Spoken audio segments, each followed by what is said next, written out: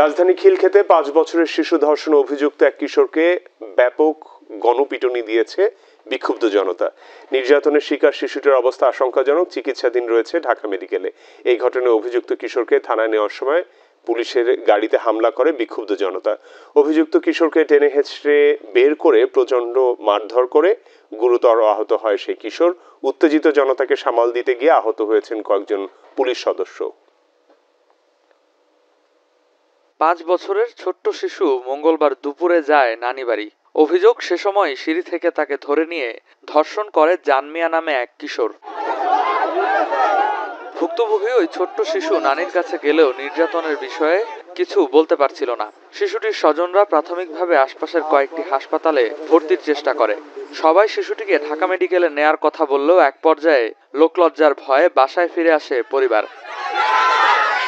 আসার পরে বলছে পেটে ব্যথা, পেটে ব্যথা হাসপাতালে নিচে হঠাৎ করে পেটে ব্যথা। তারপরে আস্তে আস্তে আস্তে আস্তে আস্তে আমার ওই জামাইয়ের কাছ থেকে, মানে আমার দুলাভাইয়ের কাছ থেকে জানতে পারছি যে এই ঘটনা হয়েছে। নাতনিরা 20 টাকা দিছে, দিলে দোকানে মজা আনছে। মজা আনে মেয়ে আইতে চাইছে, বাসায় আইব, এর মধ্যে মুহ চিপা দেয়, বাচ্চাটা এই রুমটা লয়ে গেল। এই রুমের তো না বাইর করিয়া বাচ্চাটা সিঁড়ির মধ্যে দেখো, তুই তোর নানির কিছু বলবি না, বললে তোর মারলাম। পরে ধর্ষণের ঘটনা জানতে পেরে এলাকাবাসী 999-এ ফোন দিয়ে পুলিশ ডেকে আনে। ঘটনাস্থলে এসে পুলিশ সদস্যরা আশঙ্কাজনক অবস্থায় মেয়েটিকে উদ্ধার করে হাসপাতালে পাঠায়। 4 করে ফোন দিছে, ফোন দেওয়ার পরে আসছে। আসার পরে ছেলেরা সবাই পাবলিকে ধরতে চাইছে, স্যারেরা দেয় নাই। পরে স্যারেরা পাবলিক করে মিটাই দিয়ে ছেলেরা নিয়ে গেছে। মেয়ের সাথে সাথে পরে আমরা মেডিকেলে নিয়ে ভর্তি করে বলে। ছেলে আর ছেলের মা তাকে, মানে ছেলের মা গেছে বাড়িতে বেড়াইতো, আর ছেলে মনে হলেন কালার বাসার মধ্যে তাহে 13-14 বছর হবে।